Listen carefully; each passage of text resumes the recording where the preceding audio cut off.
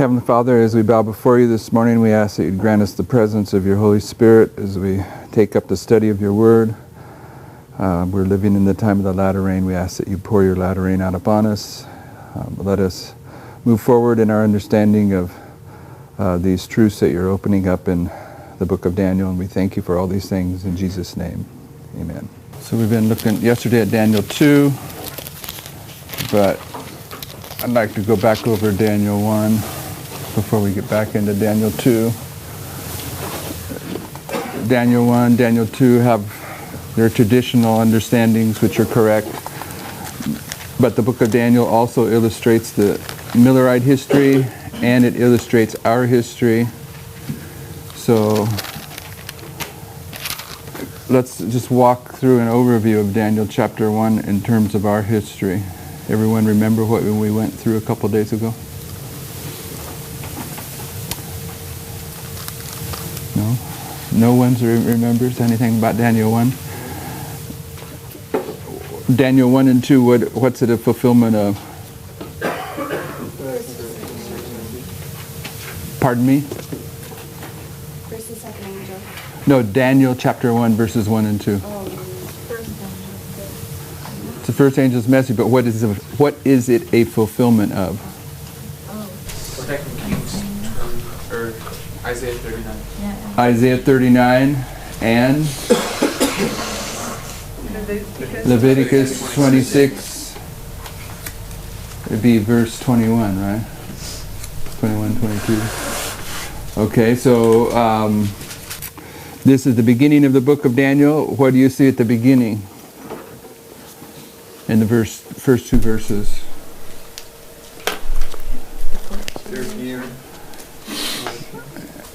You see a war between the king of the north and Jerusalem. Who wins the war?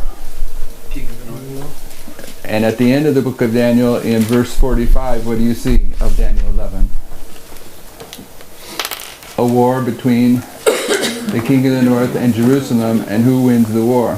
Jerusalem. So there's the first and the last, the beginning and the ending in the book of Daniel. Verse 3, part of that prophecy. They take, yesterday in verse 6, they're going to take Daniel, Hananiah, Mishael, and Azariah, and they identify them as eunuchs. Eunuchs means someone that can't produce any children. There's 4 of them, 4th generation. Yesterday, Tabo brought up the question about how do you deal with this number 4 and see a 3-1 combination. This is a good example of it.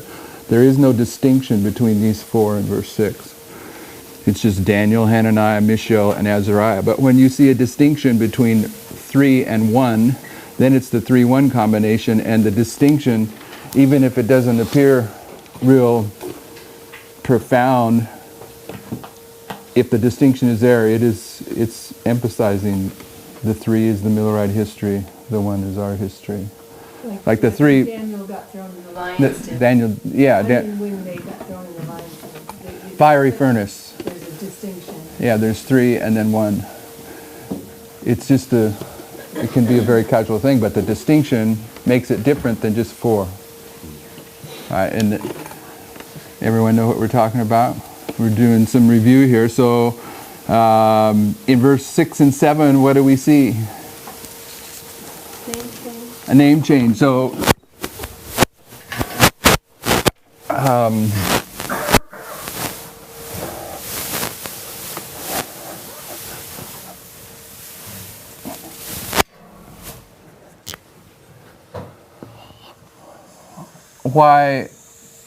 what does a name change mean, and why? Marking a covenant. What's your? They ate the little book, but pardon me. Abraham, Sarah, Jacob, and Jeremiah 15:16. Thy words were found, and I did eat them. For I'm called by thy name, Lord, the Lord of hosts, or something like that. This is 9/11, and we mark a name change here because you're eating the little book. name change. I can remember after we done that Bible study, I remember a presentation came to mind. Someone was saying the name change is when God breathes His breath, and it was demonstrated in when He changed Abram to Abraham, and the was the breath, and then Sarai was Sarah. Really? Yeah, I don't know if that was. I didn't study if Hebrew was accurate, but it seemed kind of feasible when you look at 9/11 and the dead dry bones, and had to breathe on them, and that was at 9/11, and the latter rain when Ellen White says He breathed, Christ breathed on them, before Pentecost. And I was thinking maybe that could be. And Adam. It's true that the first letter of the alphabet, Aleph, is breath, or it means strength, the silent strength. Whatever, so they associate it with breath. Wow. So when Jacob gets changed to Israel, is the A the breath? No, Israel. consistent, yeah.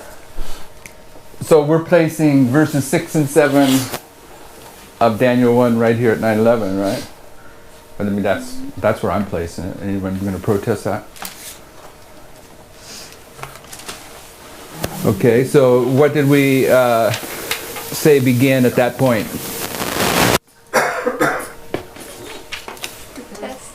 The test of what? Eating. Eating. Okay. What you're going to eat? Actually, wasn't Abraham covenant confirmed or name change with the circumcision? Yeah, you brought that up the other day, and I told you my take on it. How many illustrations are there of the covenant with Abraham? 3. 3. So what do you do with those 3 lines if you're a Millerite? You bring them together line upon line, right? So they're giving you one story of the Abrahamic covenant. Is that the way you would say it? You follow me? You follow the logic? Okay, but on the third step, his name was changed. That's the way I see it. Yeah, I don't have a problem with that. But he is a symbol of the covenant relationship, and part of his story is that his name is changed along with his wife. You've got several other witnesses in the Bible to back that one up. So he comes in, it's a test. Prove thy servants, I beseech thee, 10 days in verse 12. So we have 10 days in here, right? We have 4 generations. This is the 4th generation. 4 generations. The 4th. With If you have 4, it's in 4th generation, and they're eunuchs. They're the last generation. Right? Right. Okay. Do you want me to put that up there somehow? Just covenant. How about that? Covenant. But now they're in a testing process. We're in a testing process for 10 days. Where does the 10 days go to? Midnight. Why do you say midnight? Because that's what we mark. Yeah, but this is a review. Because Because the the second foolish virgins are refused. Because of the visual test. Okay, so you're saying this, the 10 days is a symbol of the 10 virgins at a secondary level, perhaps. Brother Michael? Because of 2 Samuel 25. 2 Samuel 25. There's First 10 Samuel. Is it 1 Samuel? 1 Samuel 25. Yeah, 1 Samuel 25. There's 10 men that's marked in that history leading up to. But where do those 10 men go to, Sister Tamina? To Nabal. to Dominant. They go to Carmel, which we typically mark as the midnight cry, but Tamina's arguing that it just goes to here to midnight. It's 10 days. This being this being the midnight cry. What's the meaning of Nabal's name? Foolish. Foolish, he's a foolish virgin. But we still haven't figured out whether the 10 stops here, but you couldn't just argue that it's a, what they call it, time dilation. It's a point in a period. If you go into the story, you can show it ends at midnight. If you go into this, what story? 1 Samuel 25, you can show it there. You can show that it ends at midnight. How can you do that? You have to go there. You don't remember, you just know No. you can do it if you go there? Well, you can show that Nabal gets confronted by these 10 men at midnight because they're asking him for an offering and several other lines of witnesses that I don't think anyone here knows. So I don't want to bring them all in. But Well, then you can't use it if you can't back it up, right? we can go there, but What? Just give us the basic logic, or you don't remember? It's okay if you don't remember. I got it. So David sends 10 men to Nabal that he's been guarding them for this whole time from 9/11, and he comes to midnight where he's in Nabal representing a priest where he's asking for a first fruit offering, and Nabal being a foolish priest can't or won't give that offering. And then you also have the line, and we know that's when the third step begins for them, first fruits. He's also shearing sheep, and the shearing of sheep is another symbol of first fruits. And you also have one of the servant men confronts Abigail, and I don't know if I should bring that into here, but it's another good witness because you can line That's him up what I with, was hoping you would put in there. because you can line up Mordecai with this young man. No, but first tell us Sorry. the premise of the young man confronting Abigail. The young What didn't she do? No. She didn't know about the 10 men. She confirms it later in verse 25, I think. She says, I had not seen the men you sent. So what she's representing is a Levite, but she's coming into this history at midnight. She's getting information in Yeah. secondhand. It's That's what he's secondhand wanting to say, information. because you're going to Yeah. see other characters in prophecy getting this information in this history secondhand. Which would be Esther with Mordecai. Mordecai perceives, like the young man perceived, what was going on, and he tells Esther about the decree, but she didn't know about it previously, and she's now confronted with it. So when we're dealing with midnight to the midnight cry, there's a perception that is marked at midnight. Who perceived it in the story of Abigail? The young man, The young man, not Abigail. So who's the young man in the story of Esther? Mordecai, Mordecai. Okay, Mordecai perceived what? Mordecai. the decree. The decree. Then he goes and tells Esther. So when Mordecai is going to tell Esther, who's Esther? A Levite. Abigail. Or Abigail, yeah. Okay, in the context of what we're saying. So we're making a case the 10 days ends here at midnight. 10 secondarily, the testing of the 10 virgins over what they eat. They've entered into covenant. What are we leaving out? An E in the Carmel. An E in Carmel?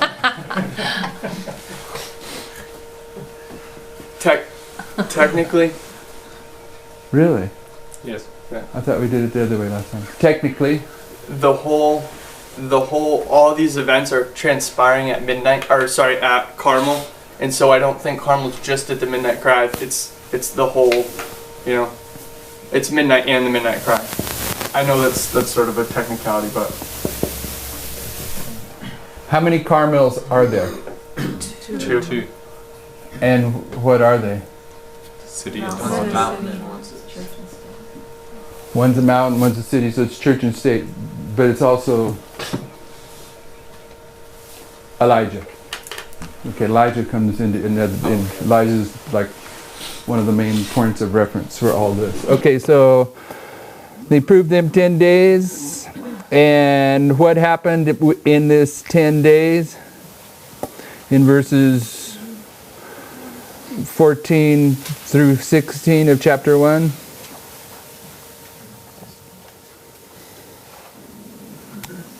They passed the visual test, right? So in here, there is a visual test. And what is the visual test? It's the second test. The eating is the first test, right? I think it was also perceived when Saul went to the witch of Endor. Does that mean anything? Saul went to the witch of Endor and perceived that it was Samuel. What is the definition of perceive? To understand, to see something, Right. recognize it? think it's to assume. To discern. And I don't know, because we would put Saul here probably, so I don't know for sure about that. Yeah. how would we put this, the perception or the young man in the Millard history or in our history? Can you, can you explain why you say the Seventh-day Adventist Church is passed by 9/11 for us? Yeah, I think. Okay, give us 3 witnesses. One witness is the priest that was working at Samuel's time. What was his name? Eli. Eli. He had no ability to speak prophecy any longer. His slides was 9/11. Then there's Zechariah. Well, why did Eli have no ability? I mean, I know why Zechariah does, because he's struck dumb. There was no The open word of prophecy. the Lord was There precious. was There was no open vision. No open vision, okay. What else? Zechariah is 2, 3. What is 3? But I'll help you, because this is a minor point, but I did want to mention it, and I'm using an excuse to mention it. For me, the first reference to the passing by is Ezra 7:9. Okay, there's something going on here where they're willing to pass the Sunday law. So you've got this testimony here. How many people in Adventism understand that 9/11, the beast, dragon, and false prophet were willing and ready to pass the Sunday law in the United States? Very few, if any, right? But there are a few that have what? Perceived this truth. They're perceiving this history. So who's the young man that perceives it in the story of Abigail? Got to be a wise priest. Whatever Mordecai is. Whatever Mordecai is. What's Mordecai? I guess a wise priest. A wise priest. So it's just kind of a distinction that, I mean, because what was her name? Esther? Abigail? Abigail. She's also a wise priest. Yes, She's a Levite. she is. She's a She's Levite. Levite. She's a Levite. Oh, she's a Levite. It's the same as Naomi. No. She hears that the Lord visited the people from In Judah. Sorry, in Judah, yeah, and then she comes back at midnight She All right. perceives. Yep. Okay. as a Levite. They're perceiving this history in different lines that'll have a different emphasis. So he's a priest. Just a symbol of a priest. Yep. A young man. Okay, so there's a visual test. Now at the end of the days, in verse 18, they're going to be brought in and tested by Nebuchadnezzar, and they were found 10 times better. So what's that test? That's got to be the third test. And I'm putting the third, that's a 3. I'm putting the third in here. It's a point and a period. What's it mean that in this testing process they're found 10 times better? There's another line of thought that says something about 10 times the light. Mark said it the other day, remember? He said, the light shall shine 10 times as bright as the midnight cry, or something like that. 7 times is No, the one from Isaiah, but 10 times. Sister White says the latter rain is coming with 10 times the power of the midnight cry. The jewels of William. And the jewels of William Miller show him 10 times brighter. Yep. Okay, so what does that mean? Living testimony starts. Yeah, the living testimony. This is the lifting up of the ensign. Those jewels are shining 10 times brighter than the time of Millerite history. Okay, so... So they're coming out of hiding at that point in time. Yeah, they're coming out of hiding at that time. Sister Tamina? Because right now we're in the hiding. After the 10 days of the eating, the test of the eating, the 2 classes are manifest because the Daniel and his friends, they look better than the other ones, healthier. And we have the classes manifested there. Mm-hmm. Okay, and this testing here, what is it called? At the end of chapter 1. I'm not sure I understand.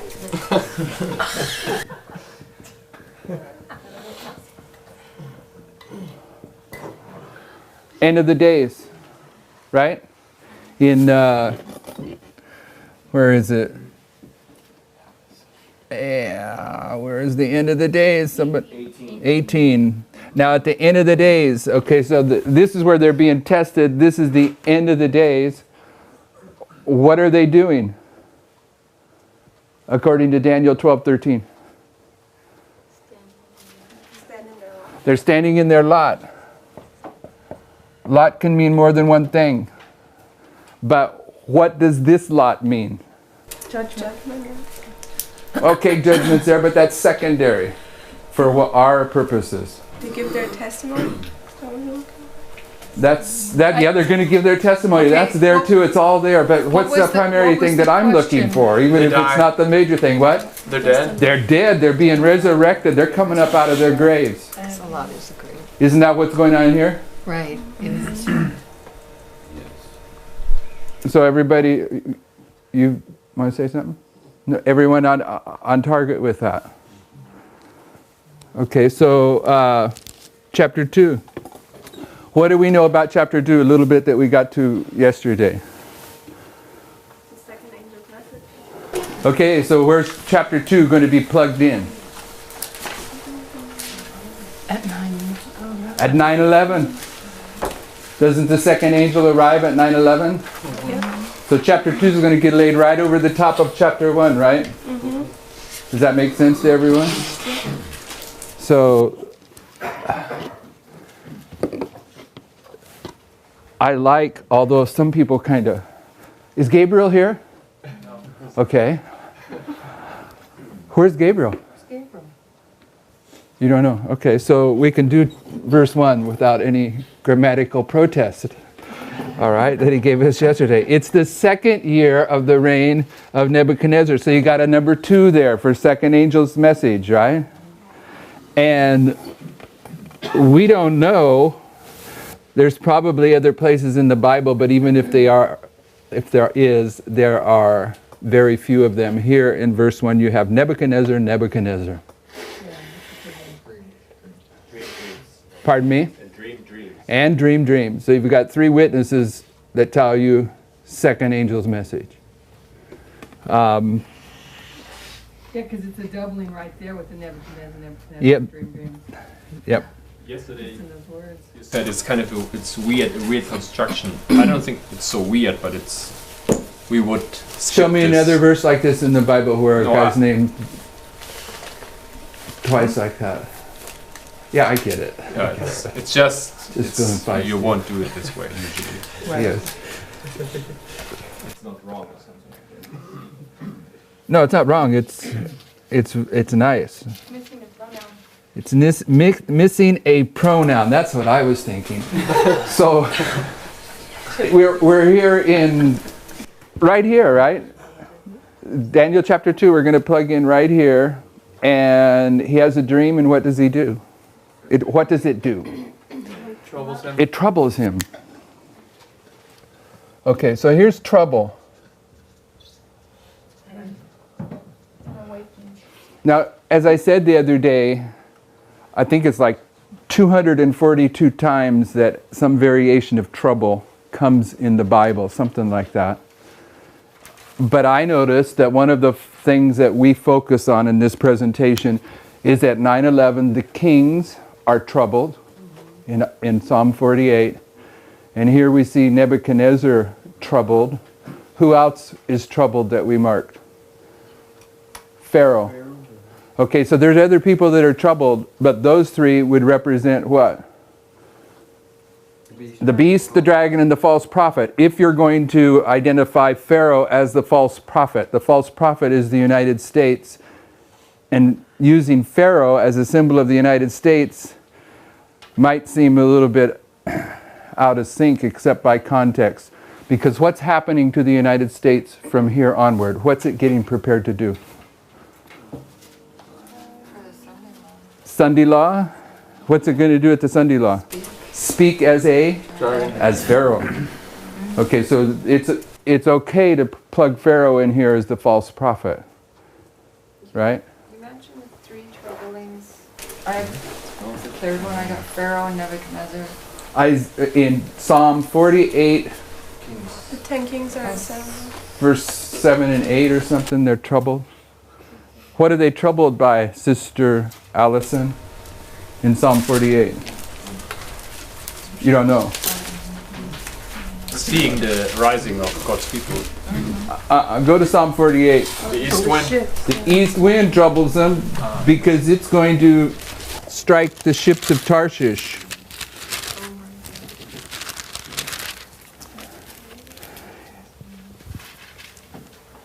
Verse 5, these kings that are assembled in verse 4 saw it, so they marveled. They were troubled and hasted away. Fear took hold upon them, and pain as a woman in travail. Thou breakest the ships of Tarshish with an east wind. So the 10 kings, the dragon, kings, governors, and rulers have taken upon themselves the brand of Antichrist and are represented as the dragon. I'm saying Nebuchadnezzar is troubled here with his dream, and he is the beast. And I'm saying Pharaoh is the false prophet in this context. They're all troubled. And as you go through the troublings, you can tell. You can tell this is one of those symbols that contributes, because you can show a troubling down here at 1989, troubling here, a troubling here, a troubling at the Sunday Law. Of course, close of probation is a great time of trouble. From the Sunday Law to the close of probation is a little time of trouble. So the troubling, you can tell, if you're willing to see, is an important line of thought. And it appears in more than one way, Mark. Okay, so I have dreamed a dream, and my spirit troubled to know the dream, verse 3. Then in verse 4, what did he do?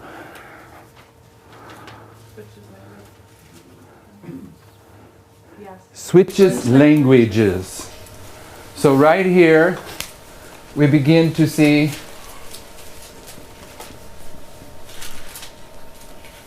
Syriac. What is Syriac? Syriac. Is that how you spell it? No, I get that. Syriac. Which language? No, I left off a K. CK. CK. All right, Mark. Where does it come from? No, that's right. Where does it come from? The Babylonian language. Could it be Could that it be? the switching of the languages is marking that it's going from Roman law or English law to Roman law? Because that's the speaking. At one level, it's the legislative. You know. Okay, so yesterday Mark sent in an email based upon watching this class a couple of times ago, and his thoughts connected with a thought that I had from a different approach. So, not sure yet what it means, but go to Isaiah. You can tell it fits though.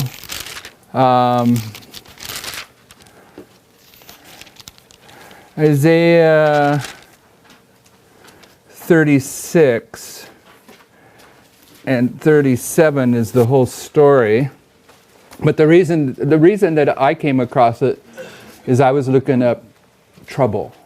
Okay, and if you look in Isaiah 37, verse 3, it says, "And they said unto him, Thus saith Hezekiah, This day is a day of trouble, and of rebuke, and of blasphemy, for the children are come to birth, and there is no strength in them." Verse 4, "It may be that the Lord thy God will hear the words of Rabshakeh, whom the king of Assyria, his master, hath sent to reproach the living God, and will reprove the words which the Lord thy God hath heard. Wherefore lift up thy prayer for the remnant that is left." Anyone care to give us an overview of this story? Servant of the king of Nebuchadnezzar who spoke in the Jewish language. He spoke in the Jewish language. Where is he? Where is this pagan general of Sennacherib, if he's a general? The wall of Jerusalem. He's outside of Jerusalem. Where's Shebna and Hilkiah at in this story? They're on the top of the wall. And what is what's his name? Rabshakeh. What's he doing? He goes to this guy and he says, "Can you speak in Syrian?" Yeah, but why do they say that? Before you get to that point. He comes to the walls of Jerusalem. What's the intent of Rabshakeh? He's mocking, he's insulting. Yeah, he's mocking and insulting, but what's he telling him? I'm going to destroy Jerusalem. Destroy it. I'm going to destroy Jerusalem. The kings are looking at Jerusalem with evil intent.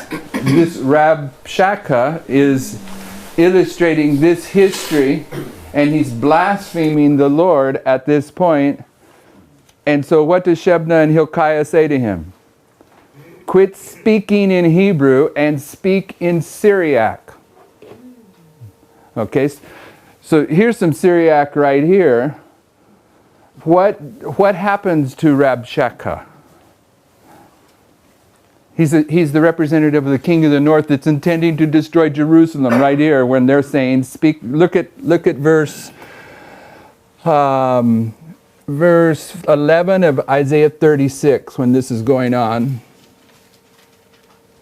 Verse 11 says, Then said Eliakim and Shebna and Joah unto Rabshakeh, Speak, I pray thee, unto thy servants in the Syrian language, for we understand it, and speak not to us in the Jews' language in the ears of the people that are on the wall. So we don't want to pass that point. If I'm putting this right here at 9:11, and if we are, then I want to include in here a wall. What wall? What's a wall prophetically? A law. A law or a decree. Okay. What was the decree here? Patriot Act. Okay, but what was the other decree? Spiritual formation. Spiritual formation. And what was that decree? Don't speak in the Jews' language anymore. Put aside the Jewish language and start, if you're going to work for the Adventist Church, use the Syriac language, the language of Babylon.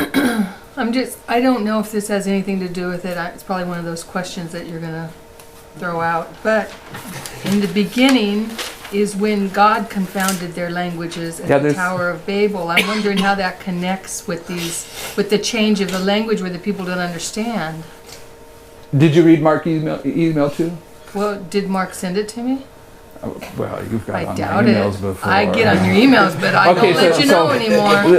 The point he's making, this is a minor point I wasn't going to bring in because it needs some proof, but there are some Bible commentators, I have a hard time accepting this that he says, not because he said it, or because it might not be correct, but I have anyway, there's some Bible commentators that say that Moses, when he was writing the book of Genesis, when he gets to Genesis 11, he switches to Syriac. I don't know how to prove that, okay, because even the lettering of Syriac and Hebrew are very similar. So it would require some really profound, educated person in the languages to confirm that. But there are at least commentators that suggest that that's the case. And they wouldn't have any idea about what we're dealing with here. But Genesis 11 is right there where the languages are confounded. Oh, cool. Okay? And we know that Genesis 11, you have 3 go-tos. Okay? You got from here to the Sunday Law or from here to the Midnight Cry. Rabshakeh means chief cupbearer. Yep. Rabshakeh is the cupbearer. So that's another market item. So there's something about the change of the Syriac language, at least in the story of Shebna and Hilkiah, and here in Daniel 2, that is lining this up here. Could it be that the Seventh-day Adventist Church speak as a dragon when they adopt spiritualism? Yeah, maybe that's the way to approach it. but definitely there is an internal line which is dealing with what happens in Adventism and an external what's happening in the world. So there's something about this change of languages that is being marked here. I don't know what it I don't know what it means, but in Isaiah 36, this guy Rabshakeh, he is Syrian speaking in the Jewish tongue, and Daniel in Daniel 2-7, I think, is a Jew writing in the Syrian tongue. They're reversed from each other. So I don't know what that means. And the Jews tell them, we understand the Syrian. Yeah. Speak to us in this language. We don't want the king of the north. We don't want the threefold union speaking in God's language. Speak in your own language. The Lord's probably going to open that up. Anyway, we put it in that record. Let's go back to Daniel 2.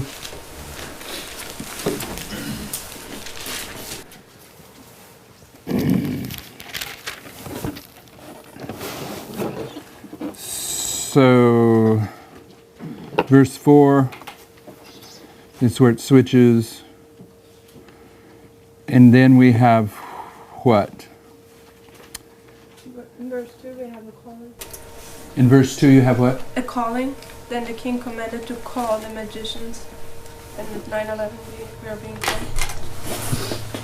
4 types of magicians. 4. For what? 4 magicians. Four 4 groups. groups. Magicians, astrologers, sorcerers, and Chaldeans. So what's that? Fourth generation. It's fourth generation. Last generation. I'm just going to put an underline of covenant here to relate to chapter 1. That Daniel, Mishael, Hananiah, and Azariah, those 4 generations are put into the eating test. These 4 generations are the counterpart, right? The foolish and the wise. Right here, last generation, there's a calling. How many do we have other callings, Sister Tamina? Yeah, called chosen and faithful. Called, chosen, and faithful. Yeah, that's... For I am called by thy name. Jeremiah 6. Jeremiah is called by his name, but that's not the one I'm looking for. What's the one? Esther. Esther is the one that we often use. Here's where the virgins are called. How many kinds of virgins are there? 2. There's the astrologers and soothsayers class, and the class represented by Daniel. But what's Daniel 2 telling us about? Let's read verse 5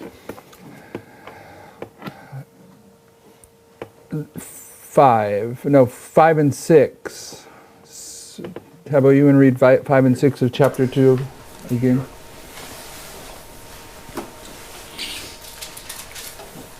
Daniel 2, 5 and 6. Yep. The king answered and said to the Chaldeans, the thing is gone from me. If ye will not make known unto me the dream, with the interpretation thereof, ye shall be cut in pieces, and your houses shall be made a dunghill. But if ye show the dream, and the interpretation thereof, ye shall receive of me gifts and rewards and great honor. Therefore show me the dream, and the interpretation thereof. Now, wait a second. The other day, we marked 3. Are we still marking 3? Yeah. Okay, so where's the first one? 4. Verse 4. That's what I should have put in the record first. O King, live forever. Tell the servants the dream, and we will show the interpretation. Verse 6 is the second request, right? No, verse 7 and then 9. Verse 7 is the second. 7. Verse 4, 7, and 9 are the requests. Yeah. Let the king tell his servants the dream, and we will show the interpretation of it. And verse 9, you're saying? Verse 10. 10. Verse 10. 10 is where they say we can't do it. Well, verse 9 is where it says, tell me the dream. Yeah, he's What? talking to them. We're talking about them Talking to him. asking him. So it's verse 4, Verse 7 and verse 10. verse 7, and verse 10. And verse 10 is different, but we have 3 of them. The verse 10 is the the judgment. Because you can't do it, I'm going to destroy you. So where do we put that? We have 3 of them. The third is different. It's telltale show if you're looking at the verbs. Telltale show. The third one is show. Yeah, and that goes along with what we Yeah, understand. that's the a showing. distinction between the third. So where do we put that? At the end. There's 3 things we got to put in there. Where do we put them? There you go. Or show your 1, awareness. 2, 3. And the first answer was given in Hebrew, the other 2 in Aramaic. The first answer was given in Hebrew. Oh no, never mind. No, it's all No, it's it's all all Syriac. Syriac. It's from 5 that it's in Syriac. But from No, 4 4. is still Hebrew. In my Bible Power CD, 4 is still in Hebrew. Well, part of 4 is it says, "Then spake the Chaldeans to the king in Syriac," and as soon as they start speaking, it has to be in Syriac. Spoke to him in Syriac. Because God's word never fails, right? Yeah. Because it says they started speaking in Syriac. So when it says, "Tell thy servants," it's now from then on. in Syriac. From Syriac and O King is the first is when it switches those Yeah, 2 you're words. right. So, Oh, king. Sorry. Yesterday, we placed the number 3 at midnight, and then between midnight and the midnight cry, Daniel shows up before the king. yeah, okay, so did you hear what he said? Mm-hmm. Yeah. So, should I be placing the number 3 here or here? It's kind of, It's foolish virgins that are revealed after 3 days. After the 3 requests. yeah, this here, Point in a period. it's a point in a period. I'm not, if you want to, does everyone want me to put the 3s here? No, I I don't care if we do. That Because doesn't- of the foolish virgins. Because of the foolish They are virgin. foolish virgins, and after 3 days they are revealed. And then Daniel shows up. After 3 days, they are Sorry, revealed. 3 requests. You have to put the 3 at midnight because you're seeing a history, you're seeing a sequential events. So this 3 should be here too, but you can argue it both ways, but I'm not concerned personally. Well, yeah. See, it doesn't really matter, like you're saying, because 3, and then that whole step is the 3rd step. Yeah, this is Yeah. 3. Yeah. Yeah. It's the beginning of the 3, and then it just keeps going. But yeah. Okay, so I'm going to take this off. There's is there a resurrection that goes on here? So, what material difference does that make? I mean, whether we put the 3 at midnight, or we just say midnight, that's the 3rd step. What material difference does it make? It might be easier to express or show it to somebody if you put it at midnight, so you can show a sequence. They don't have to get confused about it. But honestly, so what if are you the- explain it right, it's What are the, sorry, what are the three importance. steps? Yeah, what are the 3 steps we're saying from midnight to midnight Friday? Okay, go to Daniel 10. I mean, I understand the preparation, but in this narrative, Daniel 2, why are we placing the 3 at midnight as opposed to just putting it at the 3rd step? I said, Daniel 10, the 3 touches, those are the 3 steps. Because of the 3 friends in Daniel, I thought is what we were doing. Why we were putting it. Or there's that space of time where Daniel says, "I need more time," and we're placing that from midnight to the midnight cry. I thought is what we said yesterday. We did. The more time? He says, "I need more time." Daniel, they call Ariok him comes to Daniel. him, Yeah, and we see Right at midnight. At midnight, Daniel receives dreams. It says at midnight? No, No. Night in the night. From other It says night lines. there, Receive yeah. night. but we have Ariok here coming with the message, and Daniel says, "I need more time." And then Ariok here is going to go into Nebuchadnezzar. So you have at midnight and midnight cry, you have Ariok marked. And yesterday we were saying this is where they need more time. And what do? They pray. They come together in prayer. I think it's interesting that in verse 8, in verse 7, the magicians tell us a dream, But then in verse 8 he says, I know that you just want to gain time, and he doesn't give it to them. But when Daniel asks for my time, it's given to him. Because Daniel doesn't ask to have the dream. He asks to have time so he can tell him the dream. It's his is set. He's a different kind of request. But yeah, that is interesting. Okay, so with Arioch, you've got a door and a door. What are those two doors? Of Lot. Lot's two doors. So what is that teaching us? It's a progressive. It's a point of period. It's a it's a point of period. It's a close of probation. You got a door that closes, and what Arion is emphasizing is that right here at midnight, probation is closed for the foolish virgins. Okay, this is where Judas gets up from the table and leaves, and a demon takes control of him. Okay, so there is sometimes it is the third is marked specifically here. I would say also the third abomination in Ezekiel 8 is marked here, and then the fourth is in here with the 25 men praying to the sun. Sometimes it's really important because, like you're saying, the events, there's certain things that don't happen, or that happen at midnight that don't happen at the midnight cry, and you have to be able to distinguish that. But sometimes it's all just the midnight cry. This switching gears a little bit, going back to where we're talking about Arioch and then the time and then Arioch. Where are you? What verse? Verse 16. I just have a question. We don't have to answer it. If anyone can answer it, then that's fine. Then Daniel went in and desired of the king that he would give him time and that he would show the king the interpretation. Does Daniel here go and speak to the king directly? Do we know that? Because I've always wondered this, because later it gets confusing, because then he goes to Arioch and Arioch brings him in and says, I found a man. But it seems like here he goes in and actually speaks to the king. But I don't know. You went in. Verse 15 it says he answered and said to Arioch, and then Daniel went in and desired the king. Yeah, Arioch made the thing known to Daniel, and then after Daniel hears the thing from Arioch, it's not as clear as I would like it to be, but it says then Daniel went in and desired of the king. So did he go in? It doesn't make sense that he went into Arioch when he was just speaking to Arioch. That's what's confusing me. I don't know if that makes a difference, but I've always wondered that just at that literal Well, sure, level. it makes a difference, Michael. Oh, I'm glad, yeah.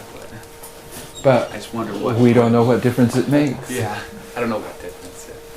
Daniel goes at midnight to Arioch, and he gets also the message in the secondary sense, like Abigail and Esther. He gets it secondhand.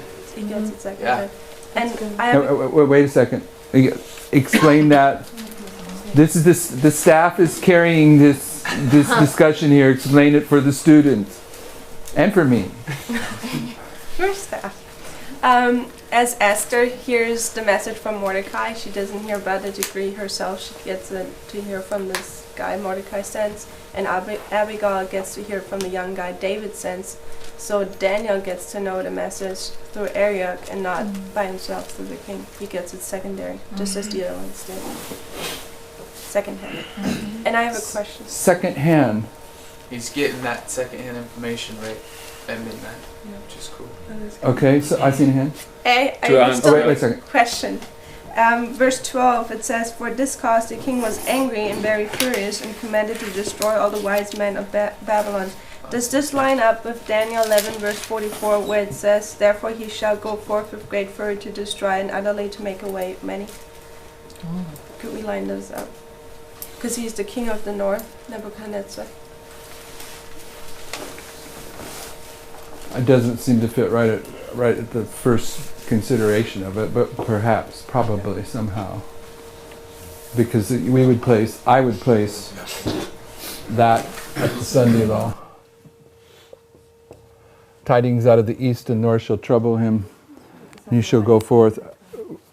But if it's at the Sunday law, then it can be here. And if it's here, it can be midnight. right? We can fractalize it to get it where we need it. Just trying to get a few steps back to Michael's question. Prophets and Kings 4:93.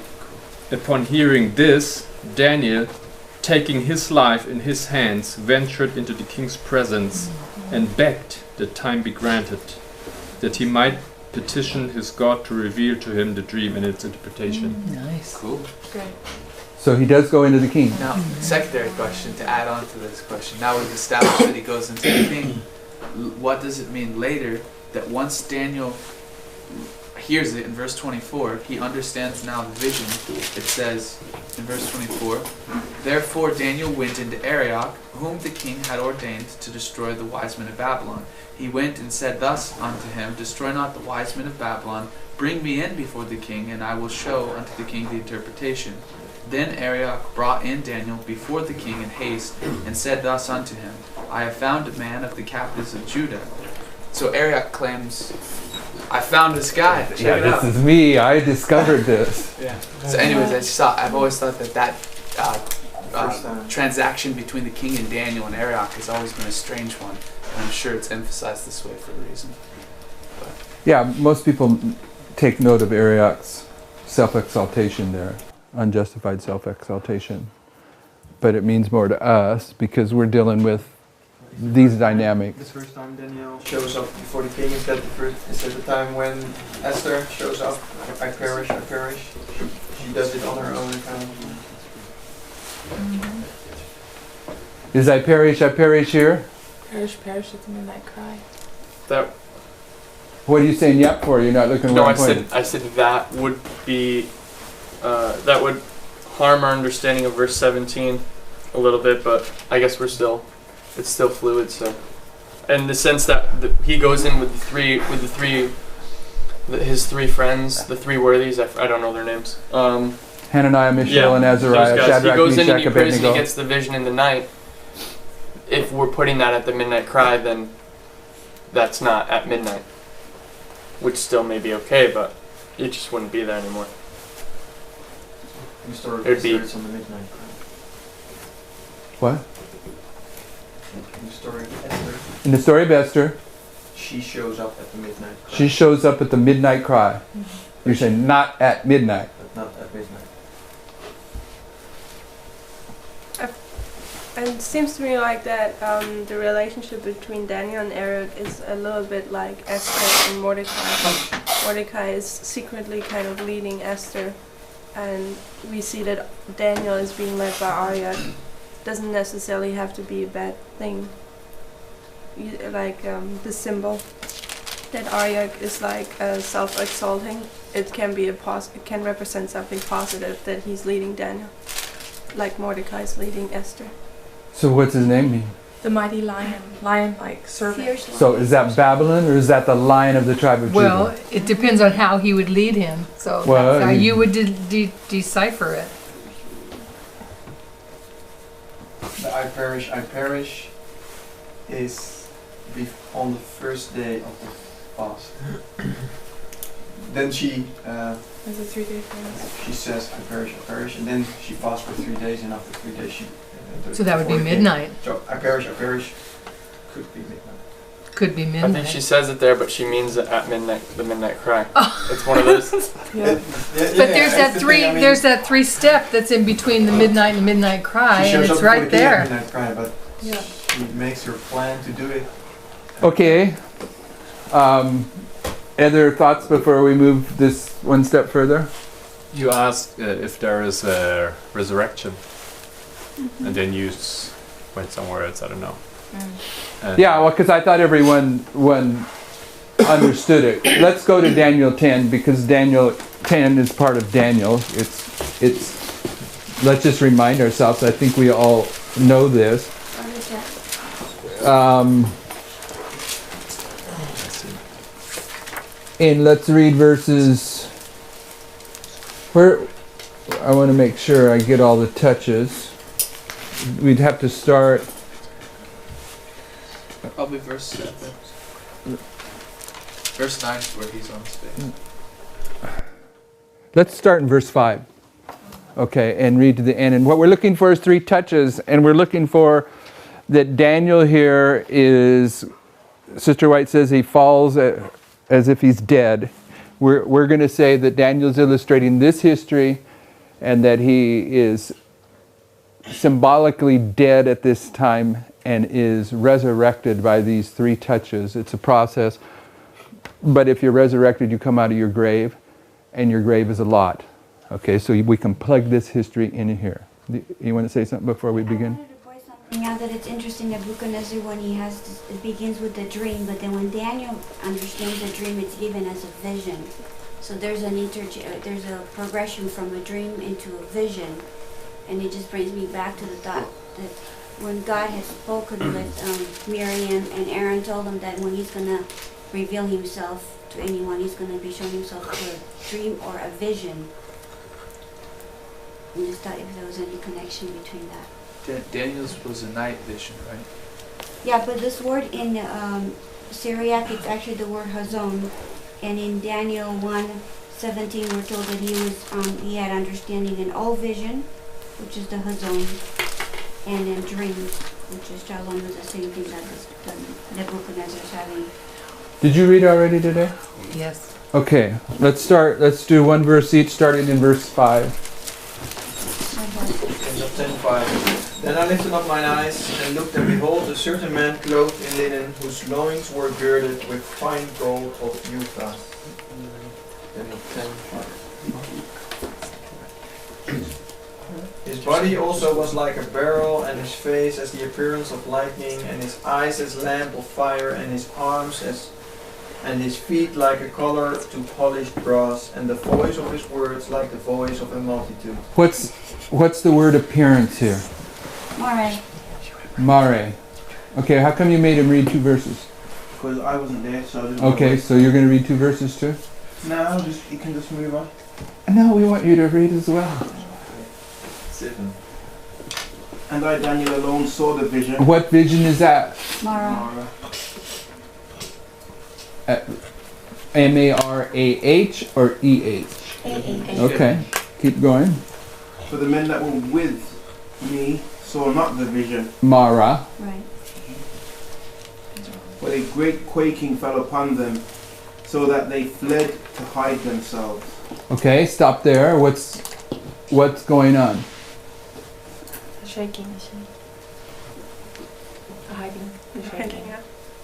Yeah, that's probably all true, but there's something else. Separation. A separation. Where does the separation take place? Midnight. At midnight. Okay, so this is placing us right up there at the 3. At the midnight. Yes? Okay. Next verse. You doing 2 or 1, my brother? 1's good enough. Sister Tiffany? Therefore I was left alone and saw this great vision. What vision? Mara. Okay. And there remained no strength in me, for my comeliness was turned in me into corruption, and I retained no strength. Yet I heard the voice of his words, and when I heard the voice of his words, then was I in a deep sleep on my face, and my face towards the ground. And behold, a hand touched me, which set me on my knees and upon the palms of my hands. Okay, so they've been separated right here, Daniel and the foolish virgins, and now there's going to be 3 touches. That was the first. Read on. Okay. And he said unto me, O Daniel, a man greatly beloved, understand the words that I speak unto thee, and stand upright, for unto thee am I now sent. And when he had spoken this word unto me, I stood trembling. Tamina. Oh no, Rick. Then said he unto me, Fear not, Daniel, for from the first day that thou didst set thine heart to understand and to chasten thyself before thy God, thy words were heard, and I am come for thy words. When's the first day that he sought to understand these things? In Daniel 10, it's 21 days before. But in Daniel 2, where is it? It's right here. Arioch comes to him, right? Yes? So there is a little distinction there. In Daniel 10, it's 21 days. When, at the beginning of the 21 days is when he first. But here, he's awakened to this. Go ahead. But the prince of the kingdom of Persia withstood me 21 days.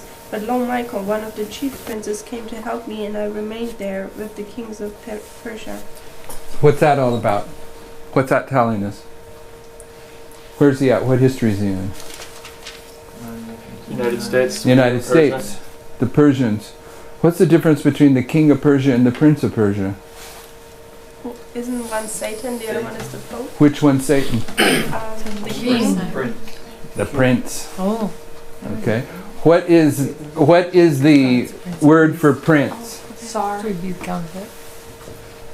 And what does Tsar mean? Military. A military leader. How many military leaders are in here? In this story? In Daniel 10? At least two. There's two. Who are they? Michael. Michael. And the other one is, according to Sister White? Satan. Satan. This is great controversy. Okay, so Daniel's in this history. Sister Kathy?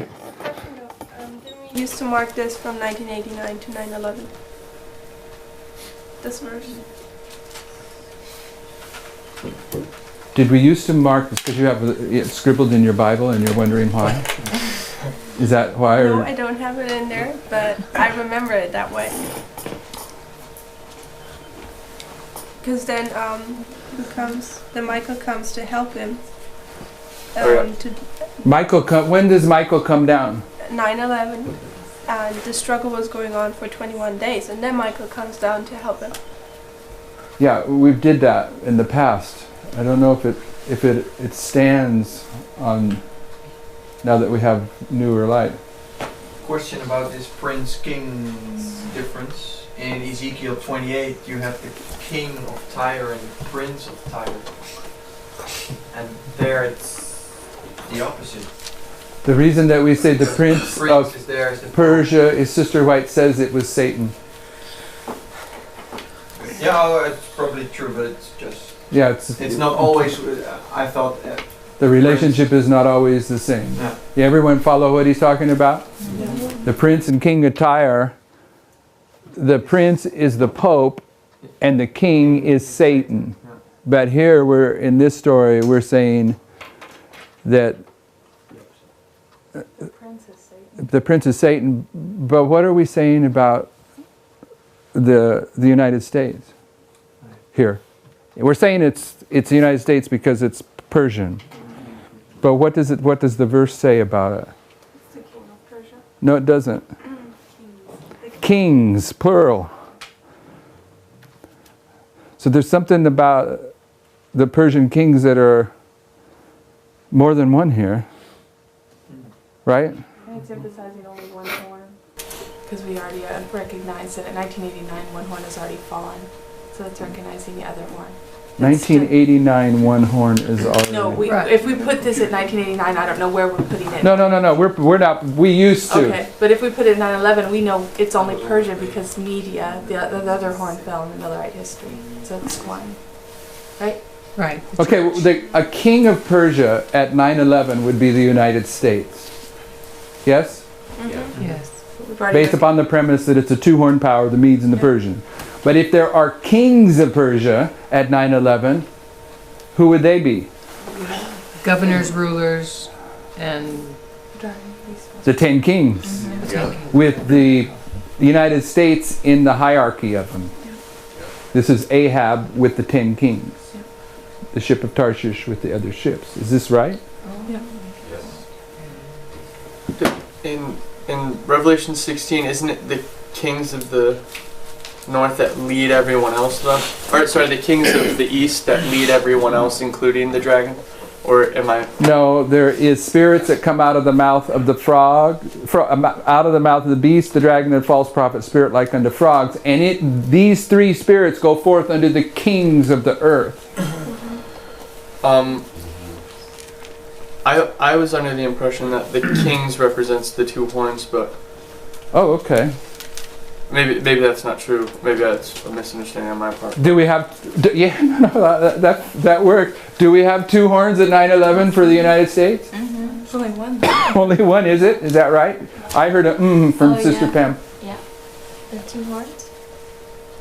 How can you put two horns? Sodom and Egypt. No. Yeah, we know about the two horns, but what justification do you have for putting both of those horns right here where Daniel's saying kings of Persia? I thought the Millerite history.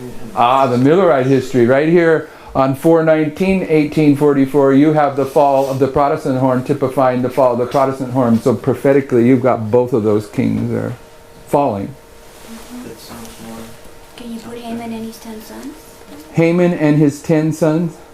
If this is what I was pointing to beforehand, that it's Ahab and the 10 kings, and Haman and his 10 sons would go there too. I think both points are valid, the horns and the 10 kings, because we see in 9/11 also the 10 kings assembled. Yeah. The Persian And one of those kings is the United States. So, And so that would be Haman and his 10 sons. Sister Brittany. Did you conclude your thought about where the resurrection is marked? No, we're going through Daniel 10 and to show a 3-step resurrection and a death in this history for Brother Marco. You already know that though, right? Or are you just trying to get me back on track? I thought we had marked based on Esther lining it up with the feast that the resurrection was marked at the midnight cry, and it's a Sunday law because the feast of first fruits and the way of love.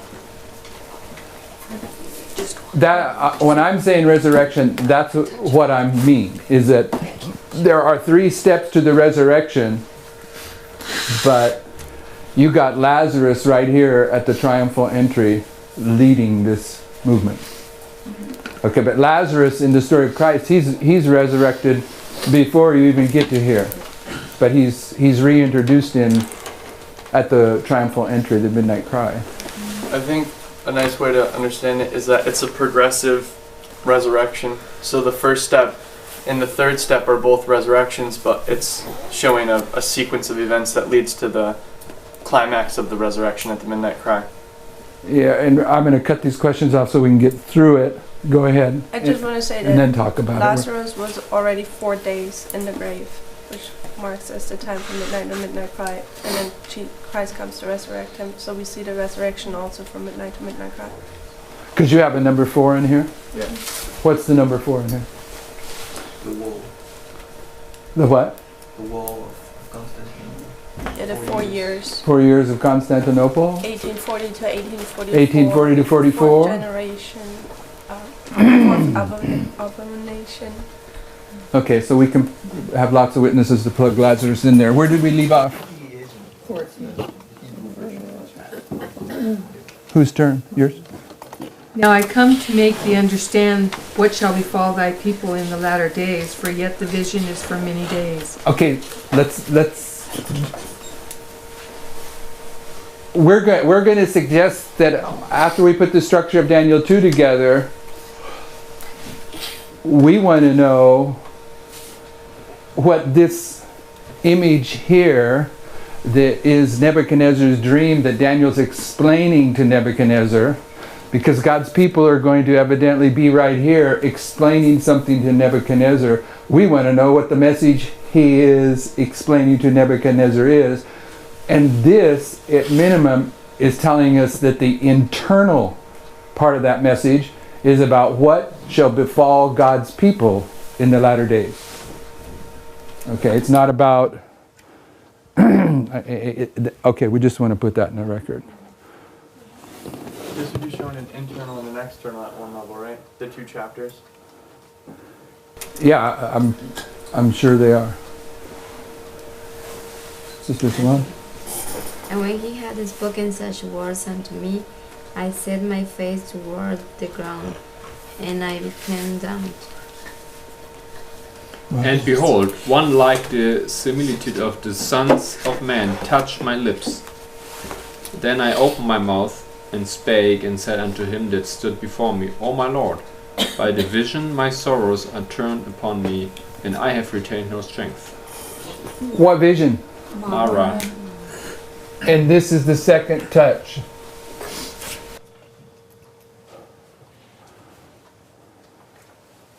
Who's next, Tanya or Michael? For how can the servant of this my Lord talk with this my Lord? For as for me, straightway there remained no strength in me, neither is there breath left in me. If there's no breath in you, what are you? You're dead. Chris? Yes? 4. 18. 18, thank you, sir. Then there came again and touched me one like the appearance of a man, and he strengthened me. What's the word appearance? So he gets touched the third time. So we're saying that this experience, which is the Mara experience, but I'm going to just call it the Mara experience, takes place in here. And it has 3 touches, and it's illustrating death and resurrection. Brother Bob? I want to ask a question from verse 16. It says, and behold, one like the smells of the sun is plural of men. Is there any significance of that? Because normally you would think that would just be singular. It's it's saying the race as a whole. If it was one like the similitude of the Son of Man, it would be a different connotation. Because it would be identifying an individual, but it's saying one like the similitude of humanity. Yeah, but what does that mean? I mean, once you have that thought, what does it teach you? Don't know, Brother Bob. So, verse 19?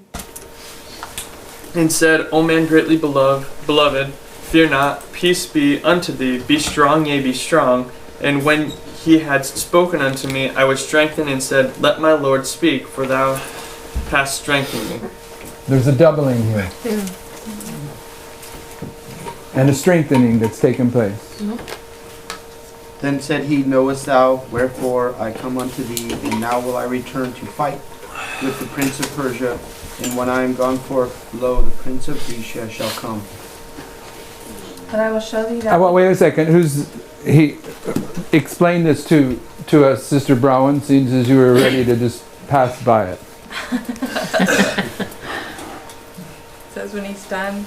Who's going to go struggle with the... Michael.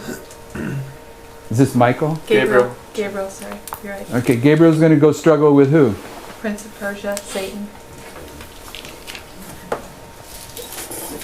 Wow, yeah, he's going to struggle with Satan. And is it? But it's when he's got an opportunity to, when he's strengthened, then he goes and fights with it. No, Daniel's the one that's strengthened. Well, Gabriel is the one that's going to... No, but I'm talking about when... Go ahead. Go ahead. No, go ahead. In the context here, are we going to say that this is Satan? I don't think you should say it here. I have written down that it's the United States, but I forgot why. If we're going using the word Tsar here to say it's Satan because Sister White says the Prince of Persia is Satan, then what does it mean about the Prince of Grecia?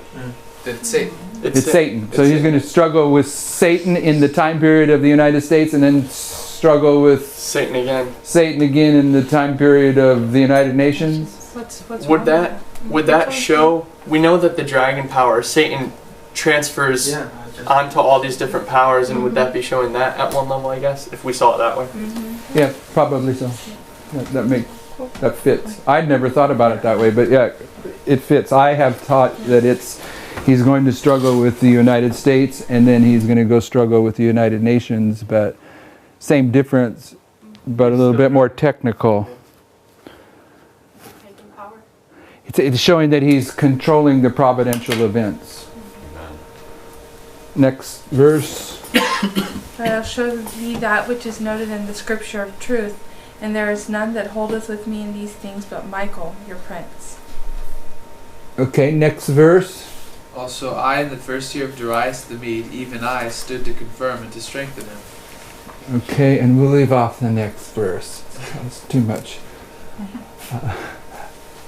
thoughts outside the study of Daniel chapter 2. So, Brother Marco, that is, I think it was you. This is why I put in the end of the days here. Nebuchadnezzar is going to test them at the end of the days, but in Daniel 12:13, the end of the days is when Daniel stands in his lot. And at one level that he is resurrected. So this end of the days plugs right in here, and Daniel is resurrected spiritually here and empowered to give a message in this history, and the message is about what shall befall God's people in the latter days. So does this message here teach us what shall befall God's people in the latter days? What is it? Parminder taught us, and I happen to think he taught us correctly on this one. What is this image of? Satan's kingdoms. So Daniel, at this approach, Daniel, if he's going to explain the image to Nebuchadnezzar, is he explaining the image? He's explaining what happens to the image. The stone. The stone. He's explaining the stone. What shall befall thy people in the latter days? So you can't get to the stone without going through the satanic kingdoms first. Yeah, but what are the satanic kingdoms, Sister Brown? Babylon, Medo, Persia, No, Greece. what are they? The periods of They're the time. Hazon. The Hazon. Oh. What is the stone? That is The Mare. But in how we say it without the vision labels, what is it? It's prophetic history followed by the appearance of Christ. Okay, I'm going to just say it. It's external and internal. The stone is internal. The kingdoms are external. And right? meet together. He's going at to the explain how they connect. Yeah, I'm not denying that, but this emphasis here is what shall befall thy people in the latter days. What befalls thy people in the latter days? end. Cut out as a stone. They're cut out. How are they cut out? without hands. Yeah, but how are they cut out? By message. Cleaver of truth. The cleaver of truth. That's what I was looking for. What is the cleaver of truth? The third angel. The message. The three angels' messages. Where does the cleaver of truth cut us out in the history of Daniel 1 and Daniel 2? 9/11. Begins at 9/11, but it's with these three tests.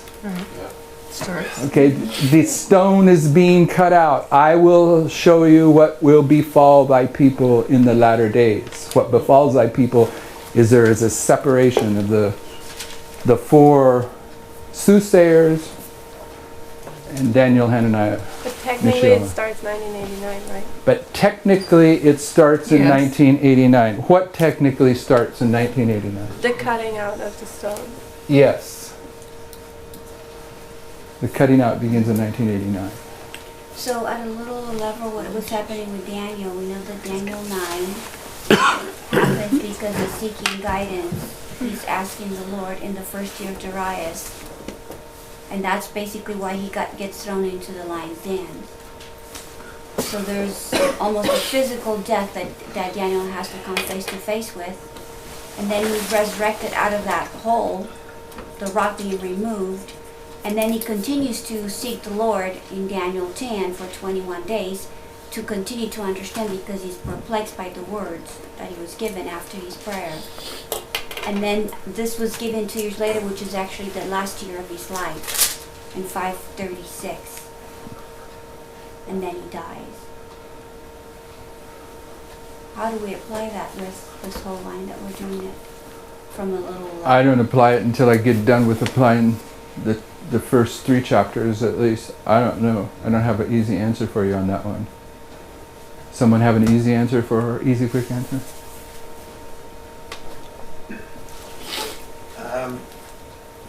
I understand what Tamina said, that it starts also at 1989, or that it starts at 1989, but we were now kind of proving 1 hour that for 1 hour that it started 9/11, and now No, what we just throw it in, but no. What she's There's an empowerment no, coming after. And what she's saying is that for a long time I taught, and it's may still be just valid, that in Daniel 10, where that story's beginning before he has this Mara experience, he's praying for 21 days, and I used to put it back here. Okay, so we have to go back in and make sure that that's correct. But she's not dealing with Daniel 1 or 2. She's going on a past study of Daniel 10.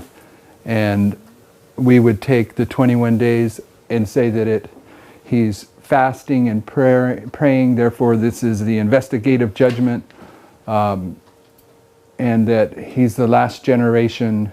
He's someone that has understanding of both the Hazon and the Mare vision, and I would put it in there.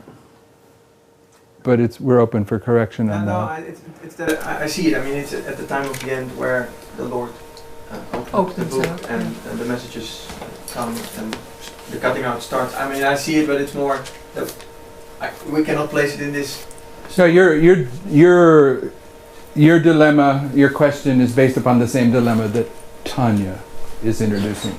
How do we deal with placing these later chapters 9, 10 into this history? I don't even think we should until we get this history laid out of Daniel 1, 2, and 3.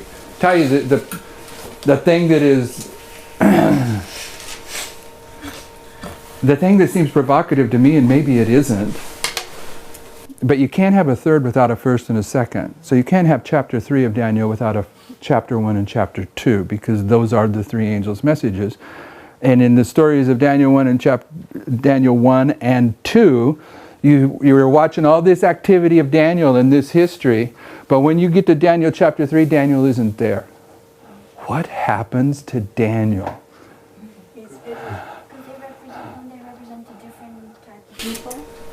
Don't they represent the like different... Daniel represents the priest, I would think, and then the other... the priests are going to be at the Sunday law.